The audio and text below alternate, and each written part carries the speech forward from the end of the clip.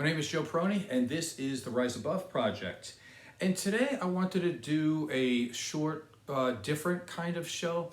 I listened to David Lee Roth this week. He was the lead singer for Van Halen. And he came out with I think it's about 5.5 minutes talk that he did, saying that he was going to retire in, I think it's January. I think there's going to be 5 shows at the House of Blues in Las Vegas, and that's going to be it. He's going to retire. And I was really moved by what he said, because a lot of what he said is, I think everybody needs to hear it, especially in this day and age. And the way I try to show people on my channel, about having passion for things, hard work, dedication, commitment, not trying to be comfortable all the time. It's a little bit difficult these days when you're a therapist, especially as a male therapist, and everything now is about feelings and emotions. And I'm not saying that that's not important. But one of the things that's probably more important than that is your behaviors and your passion for life. And one of the things is, if you find a passion, it supersedes your emotions and feelings overall. I mean, you could go through anger, pain, frustration, hunger, he'll mention in this. And you'll see. And I really want to do this because obviously it's David Lee Roth, not me. I'd like to think that I can move people and influence and help people, but I can't do it as much as a guy like David Lee Roth can, who, has had the ear for like millions of people for about 50 years now. Great musician, great singer, one of the most popular bands of all time, Van Halen. Eddie Van Halen died about a year ago, which is still sad to me. Here we go. Okay, anyway. And one of the things that I see that's really being lost in our society today is this willingness to work hard, and being proud of it. Everybody wants to go, oh, I have a little ache and pain. I have a little bit of anxiety. I have a little bit of depression. I was talking to a friend the other day too, and they said, try to do what you can do in your life. Like, find that thing, find that goal, that whatever gives you meaning and purpose, and try to make money at it. But here's the thing, what if you fail? That's okay too, because if you fail at your number one passion about making money, that's okay. Find a job that can support your passion. I never turned into a professional football player, but as a trainer, I can feed myself to do anything I want. I help athletes all the time. Technically, I'm not a professional bodybuilder, but I make more money in bodybuilding than most professional bodybuilders ever would or could. And these are some of the things you have to slip by instead of just validating. Oh, I know your childhood sucks, and this sucks, and your mother should have been better, and your father should have been better. Oh, yeah. But the more that you keep validating that and you build up that power in the negative, you're not empowering anybody. And I listened to this. It brings me to tears. Hopefully I won't do it again. But there's so much power in what he says, is that keep moving forward. I think Sylvester Stallone said it in that movie. Life's not about how hard you can hit, but how hard you can be hit and keep moving forward. And modern therapy sucks in that area, because everything is about, oh, you have to take offense to everything. And everything is like, oh, you hurt my feelings. Listen, none of those things matter when you want to be a better person and you want to perform better. You just slip past all these people and you just know that, listen, not everybody's perfect and they're not meant to be. And you're not perfect either. So forgive immediately and just move on. But people don't want to do that anymore. So with that, I'm going to start and stop it a little bit to make some points. Hopefully, if you really love music and you're into this, that maybe you would want to listen to it all the way through. And I understand that. I would too. But for this particular show, I need to stop it in certain areas. So let's start it with this. Hopefully you can hear it really well. I'm going to move up. Anniversary, Alex and I, of arguing and plotting and planning together. I showed up right out of, I graduated in 72, and a few months later, we were making music in his parents' house. We started started working in clubs and bars, and the work started coming pretty fast and furious. We played 45-minute sets a night, and we would play 4. Okay, so right off, we're talking as a band. They were working playing for 4 hours a night, 4 days a week. So think about it today when you see concerts. They're only like an hour and a half. So they're working over 4 hours a night, four times a week. And also, before we get into it more, he's going to talk about how poor they are. Let me tell you something. David Lee Roth's father was a dentist in, I believe, Beverly Hills. So he comes from money. So his father never gave him any money. So this whole thing about, oh, I want to make a lot of money so I can give all my money to my kids, where did that garbage come from? Let your kids work for it. You know, when kids complain that they don't have any money when they're younger, you know, that's something that you need to do. You need to find your way in the world. You can't keep complaining that your parents didn't give you more, because what happens when they give you more is you get soft and you don't work for the things that you want in life. So here's David Lee Roth, who's going to be explaining this, knowing that his father is a big-time dentist in Beverly Hills who has more money, and he could give him money anytime he wants. But he doesn't. And why doesn't he? Because he loves his son in the right way. Let's continue. Nights a week, okay? We would put all the material into our cars and our vans, and we would pull over sometimes depending on the weather. You change that electrics around. You could put a bass drum up on top of the car and you could wipe the rain off it. Electrics, not so much. We stopped eating right after high school. All the money went into the gas tank, and I remember the sandwich that Al Van Halen would have half in his mouth and the other half he would just hand to me when he got into my car. And we would drive around the corner to the villa in Halen where the gas station was, and we would both get out of the car so we could both go through all 4 of our pockets for every coin we had to go through and put it in the gas tank. We made $120 a night, and we worked 4 nights a week, and we'd get paid on Saturday night. And we would go with our girlfriends we were always within 2 hours of getting back to base here. The only place in Pasadena open was the Denny's. It's 1973, 74, 75, 76. And we were pull in for what we called the Saturday Night Supper Club. And we would get there at 3 in the morning and order everything on the menu. Everything, all 3 banana splits, the slam dunk breakfast with the bacon, and then the one with the sausage.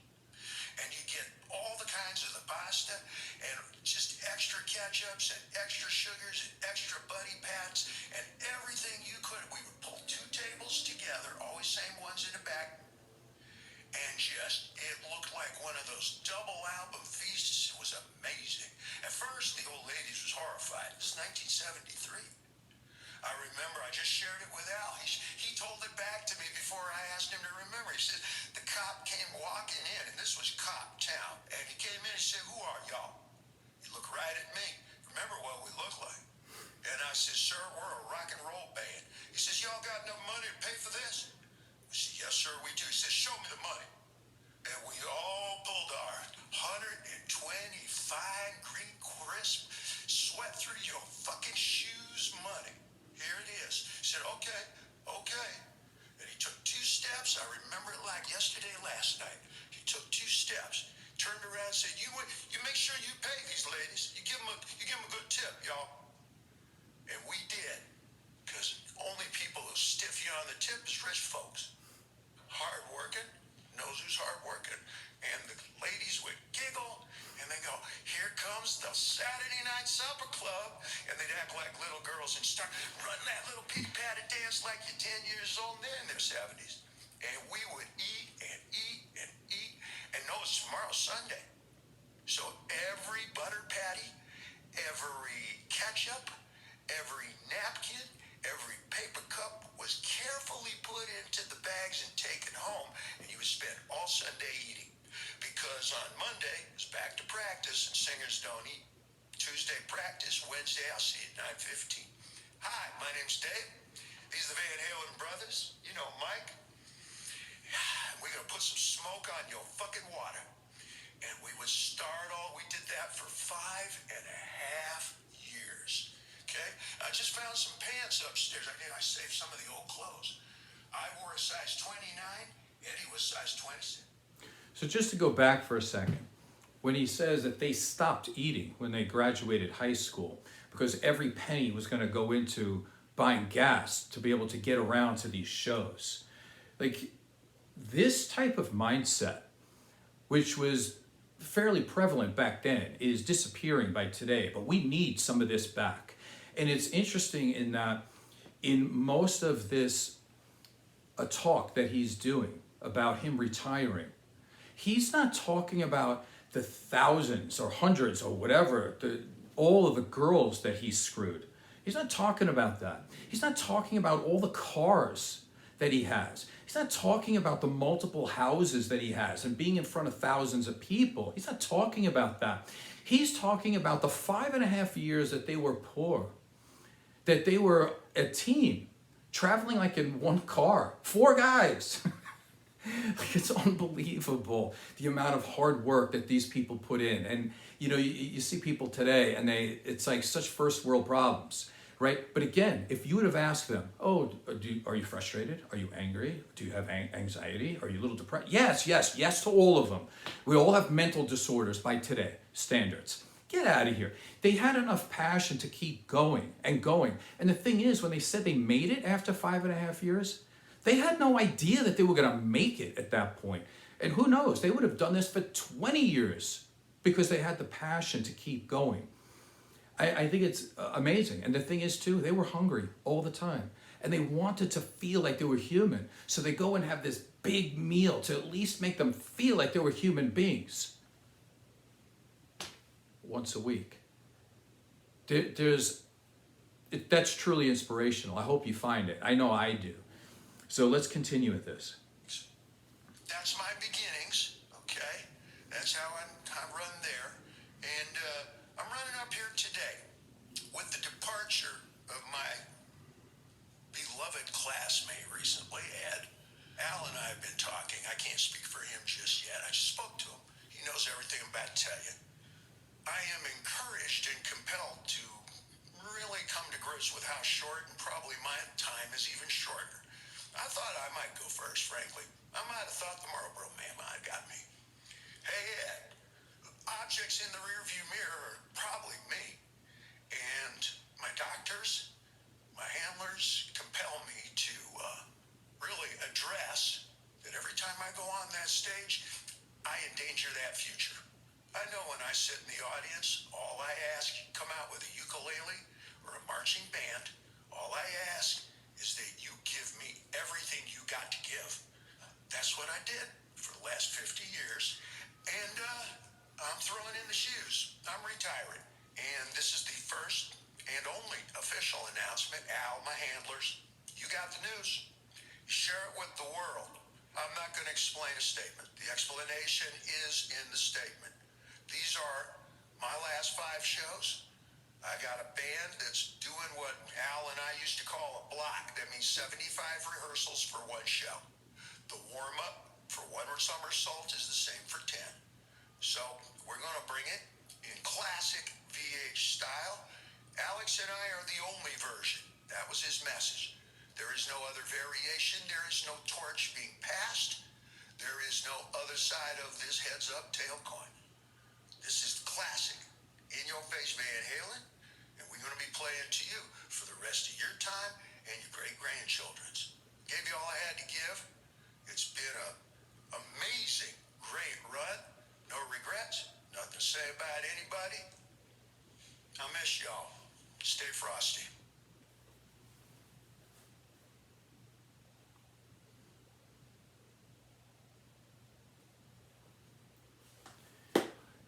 So just to finish that up, the term "stay frosty" was a military term used to keep your emotions in check. In other words, you heard this a long time ago. Walk softly, carry a big stick, have a stiff upper lip. Do your job. Don't worry about feelings and emotions all the time. That will not run you into a good place. Stay frosty. Manage your emotions, but be hyper vigilant about your surroundings to improve your position. And I think that was a great way to end. When he mentioned Eddie Van Halen's death, and he said, objects in your mirror, I'm in that mirror, meaning that he's moving in that direction, and why he said his doctors have compelled him that. So there's something in there, but again, stay frosty, right? He's not saying everything that's going on here, but it does seem like he has some not mental health, some type of health issue, physical, whatever it might be, that it's making him look at his mortality here. So there's a ton of things to be learned by here. He even says, if I'm in the audience, it doesn't matter what you're playing, but give it 100% like me, which, I can understand that too. I look around my environment today and I don't see anybody doing that. I see a lot of these people getting famous on YouTube, and they're doing, videos with their guitars and stuff like that in their bedroom. They're not touring. They're not sitting there eating half a sandwich. They're not emptying their pockets to see if they got any loose change so they can get to the next city to try to get a job. They're not doing this. Like, we've lost a lot of this. And I just find a lot of inspiration from people like that. And again, that's David Lee Roth. By the way, he's worth $60 million. And I'm saying that for a reason here, not because he's worth something just because of his money. But let me tell you something. You know what his other job is? He is an EMT in New York. Now, you are the leader of one of the most famous rock bands in the history of music, and you're worth $60 million. And you go back to school, you get an education to be an EMT in New York. I just think that's so amazing. Think about it. Somebody has, they have heart pain or something, and they call. And what you get is the lead singer from Van Halen shows up at your house to see how you're doing. And he's trained. He's not there to sing to you. So think about it. Worth $60 million and still pushing himself mentally, physically. He's an expert in karate too, I might want to add. Anyway, I hope you got something out of that show. This is the Rise Above Project. If you find any value at all, please subscribe and tell a friend. Thank you.